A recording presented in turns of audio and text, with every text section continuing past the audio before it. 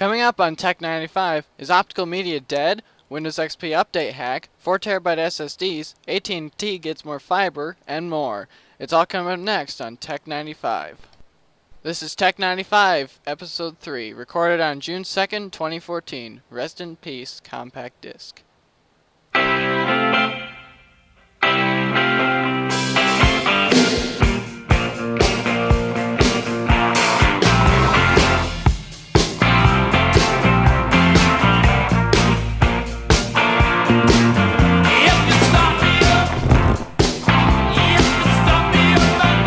Hi, this is Jonathan Hewitt. I'm Travis Smith. And welcome to Tech 95. Yep. This episode on Tech 95, let's see. It's the third episode. Yep, and this is episode 3. Oh, yeah. Awesome. Swag. Well, I'm hoping the main question of today is going to be, is optical media dead, dying, or slowly getting there? John, do you have any input on that? Oh, shoot. Right at this point, I have no idea. As you notice with the Xbox and things, kids are downloading games more often. And, well, I'd say it's getting to that point. I would say, yeah, it's getting there. Yeah, I would... It depends, too. Yeah, it Because, because they're going to still be putting antiviruses and things on discs for a while, and things like that. But anyway, what's your idea? Well, I would say it's slowly getting there because most people don't want to deal with an extra thing on their desk. Like they want to get down to the point. Like for example, like take games for example nowadays. Most people just they buy games off Steam or Origin, or I know Origin's. I hear Origin's horrible, but still, you can still download games. It sucks. And sorry, it really does though. And but yeah, really the only games that you can the only games you can buy is like the games from the store, like Myers or something. However, reselling games like what you would find for like the Xbox 360 or PlayStation 3 or Wii, GameCube, N64, stuff like that at garage sales or your local thrift store, you can resell those games. I took a bite out of an apple and it tasted good. I'm sorry, I'm the comedian on the show. You probably knew that. I'm a Windows guy. As I was saying, those older games, or depends on how you consider older, but up to the Xbox One, the PS4, and the Wii U,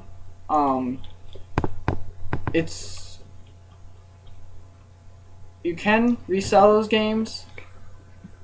It's just the PC that you got some trouble with, like stuff that It's just... I'm sorry, I honestly have no idea what you're talking about. I don't play video games. I play computer games. Okay. But yeah. Yeah. I see what you're saying. Like, say, if you go buy a game at the Myers store with, you go buy a game at the Myers store, okay? And then you register that game and, like, enter the code in your Steam account, okay? And that game is now registered with your Steam account. And so you can't resell that optical disc so that other people can use it at like a garage sale or something. There's probably a workaround for that, but not that I'm currently aware of. If any of you are aware of a way, then feel free to let us know. tech95qa@gmail.com. And another thing that lets go of optical media is you can download all of the needed software, like your device drivers. Like sometimes they'll come with a printer or special software or something. But most of the time, people either lose the discs or they get destroyed in like a fit of rage of a toddler. yeah, or something like that, or they get scratched, a big thing. A big honker right there. Yeah, and but yeah, you can download all your software, like Adobe stuff, drivers. If you're reformatting a machine or something, you can just go to your manufacturer's website and download the correct driver for your operating system. And back to games. You can download games right on your computer. You don't even have to leave home. You know, it's just off topic, but still on topic. I can still remember when to get on the internet, you had to have Microsoft or somebody like America Online send you a floppy with the stuff on it. Yeah, back in the early 2000s, or no, this was in the 90s. I've got a floppy disk from America Online from 1992 for Windows 3.1. But that was when people were just starting to get into Ethernet and LAN. They were still using modems and dial-up. And Internet Explorer didn't really come out until really Windows 95. Windows 3.1, you'd have to use America Online. Netscape, I'm not sure. But, I still remember when you had to use mail order floppy disks to do anything. Right, and another thing that replaces optical media is flash drives. People can store way more data on a flash drive than you ever dreamed of on an optical disc. Like unless it's a DVD. Well, those are only between a 4.7 and like 8 point something, like 8 gigs. Yeah, but the 8 gig is a dual layer DVD. Yeah, but and then there's if you get dual-sided. if you get a 64 gig flash drive, then yeah. Other than that, it's really Blu-ray. That's the competition. However, you can't fit a Blu-ray in your pocket unless it's like a side pocket. You've got really, really big side pockets, or like a utility pocket, like on your calf or something. And it's getting to where you can easily go out and buy a 128 gig flash drive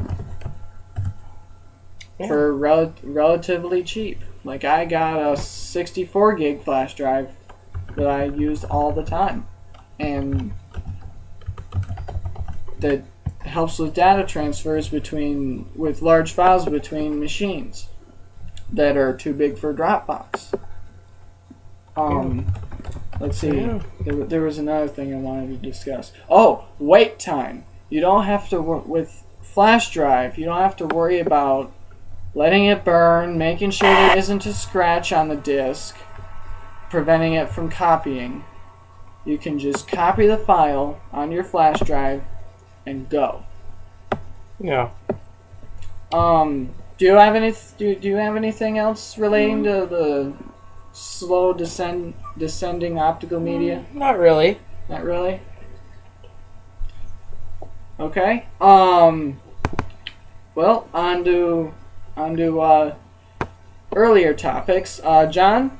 Okay. Do you have our little history tidbit? Yeah. Anyway, and now for the segment of the show where I do all the talking. Here's history in the PC realm with John Hewlett.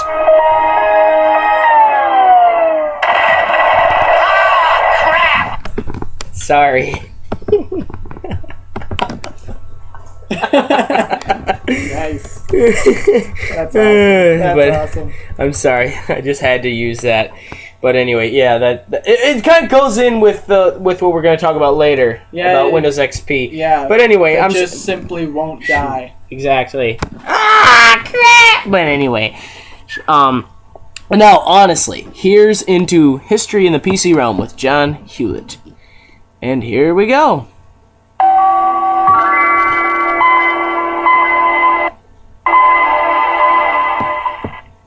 And they say Windows XP is buggy. Windows 7 just hang up on me. Anyway, today in history in the PC realm with John Hewlett, we're not going to discuss an operating system. We're not going to discuss a machine. We're going to discuss a CPU. Many of you may know it. It's the Intel 486.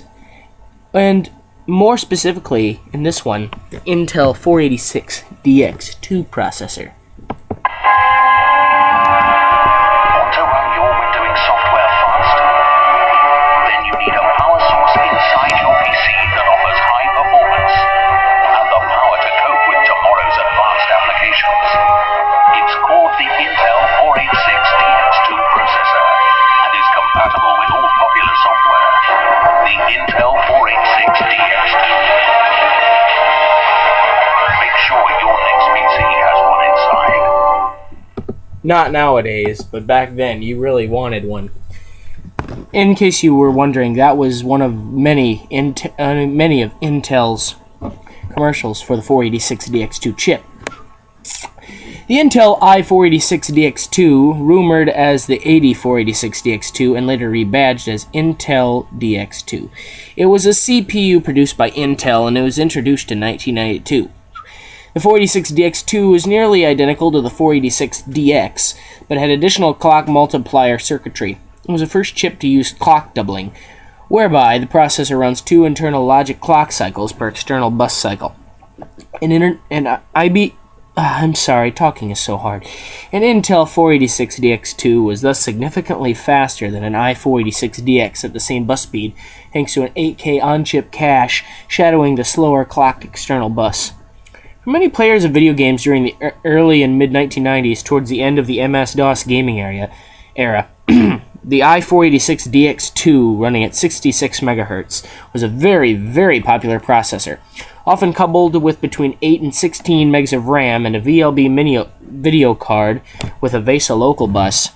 The CPU was capable of playing every title available for a few years after its release, such as Doom, Duke Nukem, things like that. This fact made the 486DX2 a sweet spot in CPU performance and longevity. But the introduction of 3D graphics spelled the end of the 486 reign because of the heavy use of floating point calculations and the need for faster cache and more memory bandwidth, such as with games like Quake, Blood, games like that.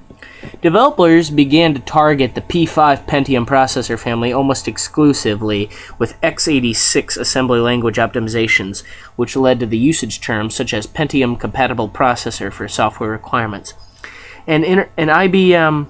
Why do I keep saying IBM? Talking is so hard! An Intel 486DX2 50 MHz version was also available, but because the bus speed was 25 MHz rather than 33 MHz, this was a significantly less popular processor. There are 2 other major versions of the DX2 identified by P24 and P24D. The latter has a faster L1 cache mode called write back, and this improves performance. The original P24 only offers a slower write-through cache mode. AMD and Cyrix both produced a competitor to the Intel i486DX2, but neither was as popular as the Intel. Well, that's in my opinion. I actually have a 486DX2 machine running in my basement. Runs at 66 megahertz. Travis, you've seen it run. You've used it. Mm-hmm. Yeah, just tell them what's it really good for? Like, what do you think of the machine? Well, for its time, it's a breakthrough for its time. However, I haven't really gotten a chance to really dig into a whole lot of it, so I don't really know exactly what it's capable of. Yeah. Mainly the reason I have one is because it was a friend of ours. She didn't want it because she got a Pentium. She gave it to my grandma, who gave it to me one day later because it had 95 and it was Windows 95 and it was slow. And then the story goes on. But if you're looking on the market for an Intel 486DX2 66 megahertz machine, good luck. Yeah. Because have fun with it. Yeah, because looking on eBay right now, unless you know of a place that you can buy them in bulk or whatever, then go for it. Yeah, go for it. Let us know. Let us know. Tech95Q&A@gmail.com. Yeah, but you look on eBay and things. and you're looking for an Intel 486 DX266 machine, let's see if I can find one. People are selling a lot of the chips and CPUs and motherboards, but some of these motherboards are just ridiculous. I mean, guys trying to sell a 486 motherboard with DX266. No, this one only has 50 megahertz overdrive. I'm trying to sell it for $125. Buy it now. Who does that? Well, it's what year did you say it was again?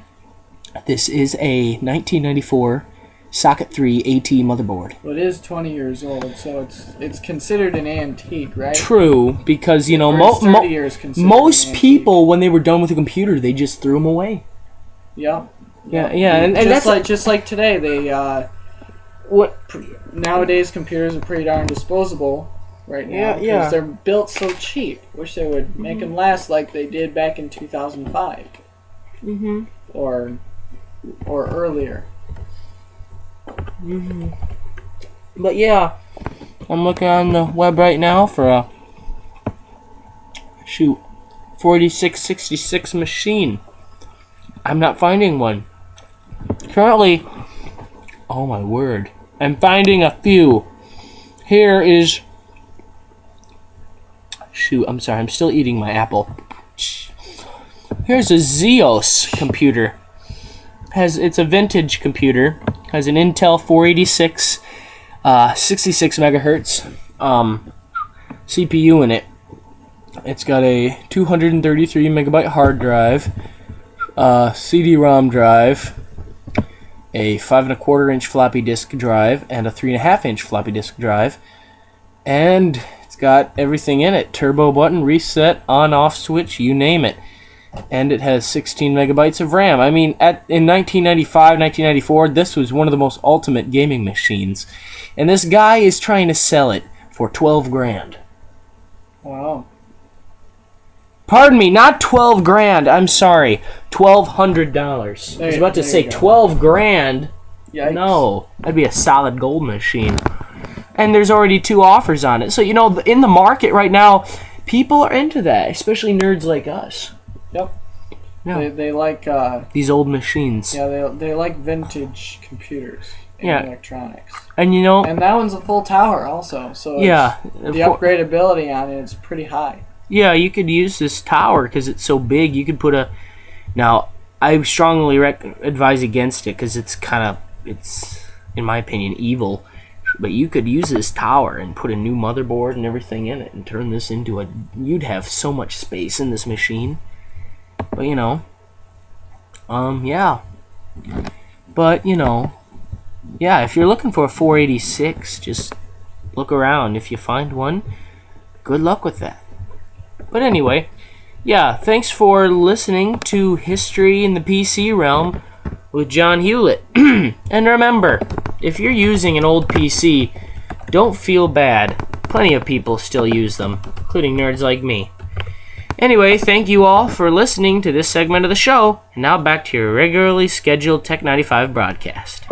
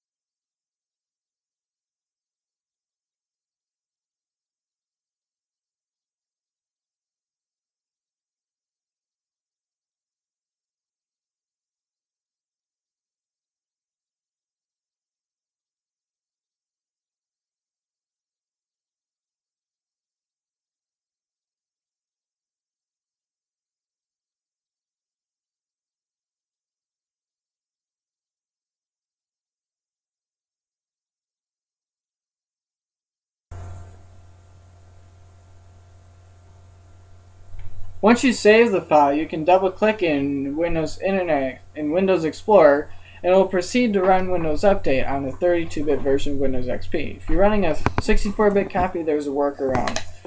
That's also found as a link in the website. ZDNets tested the hack and said it appears to work as advertised. Several of the updates it pulled by running the registry hack were for Windows Server 2003, which runs the same kernel as Windows XP.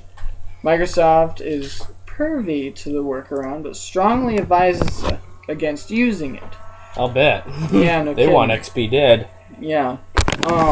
They say we recently became aware of a hack that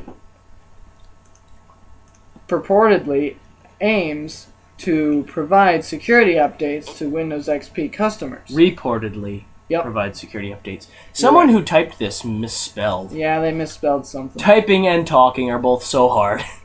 Anyway. Security updates. The security updates that could be installed are intended for Windows Embedded and Windows Server 2003 customers and do not fully protect Windows XP customers. A Microsoft spokesperson told ZDNet, Windows XP customers also run a significant risk of functionality issues with their machines if they use or install these updates, as they are not tested against Windows XP. The best way for Windows XP customers to protect their system is to upgrade to a more modern system like Windows 7 or Windows 8.1. So there you have it. While the hack appears to work for now, they say, Microsoft insists that it's risky business to use it. Yeah. Just to be safe, I'll try it out on one of my XP machines, and hopefully in the next show, I will tell you how it went and see if it works. Yep. And again, just like we talked about in an earlier episode, I can't remember exactly which one it was, but Windows XP is dead. Yeah. I believe it was our first episode we said that. Yeah. Unless, in my opinion, unless you have a very specific need, like you just can't live without, or you can't like emulate the program in like a virtual machine or something, Like then, XP in virtual PC or something, Yeah. then I would upgrade yeah, to at it's least time for- Windows 7. Yeah, at least Windows 7, because that Windows 7, Windows 8, and Windows 8.1 are the only two operating systems currently being supported by Microsoft, as far as I'm aware. Now, if you are aware of another operating system, please let us know. We'll be happy to correct ourselves. Sorry, it's my retarded brother. I'm sorry. But anyway. Yeah, so what's next on the show? But do you have anything to go along with that, or Well, or did I pretty much cover it? In your opinion? much covered it. Okay. Well, let's see what else is on the thing. Let's see. PC game revenue explodes. Like we say, optical media is dying. So yeah. Yep. This is being pulled from Maximum PC Magazine, Volume 9, Number 7. If having superior graphics processing and electronic delivery of games isn't enough, thus the non-use of optical media, electronic delivery of games, to make you feel smug, PC gaming may have just surpassed the global annual revenue of console gaming. Cool. According to a new report from the DFC Intelligence, company owner David Cole told PCRonline.biz that PC gaming should break $25 billion this year. The growth area, he says, has been multiplayer online battle arenas such as Dota 2 with MMOs strategy, and first-person shooters also representing nicely, breaking it down by region. DFC said Europeans have been rolling in free I to play had to blow my nose. I'm sorry. Go ahead. while United States is still the land of AAA titles. Yeah, take Steam for example. People are just they like the comforts of home. That's because people don't like to. Some people don't like to go out and spend $60 on an optical disc, whether they can just go and have it. You know. Let's see. What's next here? AT&T is getting more fiber. This is pulled from the same magazine. Yeah. In the wake of Google Fiber announcing potential expansion into dozens of regions around the country, telecom colossus AT&T is weighing in its own program that encompasses up to 100 candidate sites. Possible winners include San Francisco, Los Angeles, Houston, Chicago, Atlanta, and other larger metropolitan areas where pilot high-speed broadband programs rarely venture, like the boonies, where there's nothing there. Physical network would use the company's U-verse with gigapower service. The vanilla U-verse already delivers TV, telephone, and high-speed internet over a combination of fiber optic cable and conventional copper wire. But Gigapower is an all-fiber deal. It's too soon to know when this will happen or what they'll charge, but Maximum PC says we'll keep you posted. So if they've got something more in the magazine, I'll keep an eye out because I subscribe to it. Pretty much. Another one. Let's see. 4 terabyte SSDs, which is from the same magazine. SanDisk announces a whopping 4 terabyte SSD designed for enterprise customers and envious onlookers. This is on page 16 of Maximum PC. Yep, pulled from the same magazine as the other two were. And it's dated July of 2014. It's the latest issue. Yep, latest issue. Those of us who are privileged enough to own an SSD, I would not be one of them. But if any of you would like to donate to a good cause and have us try out an SSD, Yeah, donate to us. Mama needs some new riding boots. Yeah, if you want to donate, there's a lot of SSD reviews out there, and if you need one, then check those out. Let's see here. What do we got else? Do you have anything else to add? Not really. I think we pretty much covered it. I'm tired today. Hopefully in the next episode I won't be so tired. Just have to remember to get a slushie at gas station, then I'll be full energy last time. Yeah, right. Well, would you say this wraps up this episode? Yeah, I'd say it would. Okay. If you'd like to visit our website, tech95.jimdo.com, there you can find our recent episodes, our previous episodes, upcoming how-tos. Yeah, and all like that. digitizing your records. I'm working on a how-to video on that. If any of us have vinyl records lying around in our basement that we'd like to listen to, coming to or fro from work or school or whatever, wherever you're going, you're going from. It's sad to think so many people have vinyl tunes that they've loved hearing, and yet they're stuffed away in some closet because you've forgotten how much you enjoy hearing them because you just don't have a way to. You don't have a way to enjoy them, and vinyl is real nice, but vinyl is also annoying because a vinyl record is a lot like a fussy baby. They play for a little while and then they demand to be turned over and changed every 2 minutes. Right. Well, not every 2 minutes, kind of like a 45. Yeah, that's a 45. That's 2 minutes. Yep. An LP, that's more like 20 minutes, half an hour. Yeah, something like that. But whatever. Anywho, so I guess that wraps up this episode. I'm Jonathan Hewlett. I'm Travis Smith. And thank you for listening to Tech 95. Goodbye, everybody, and we hope to hear from you. Just yeah, just feel free Just to. don't forget to hit subscribe on our YouTube channel. Yeah, just hit- YouTube.com/tech95. Yeah, just hit subscribe. So anyway, that's all the time we have for now. So, yeah. See you next time. Bye-bye. Bye bye now.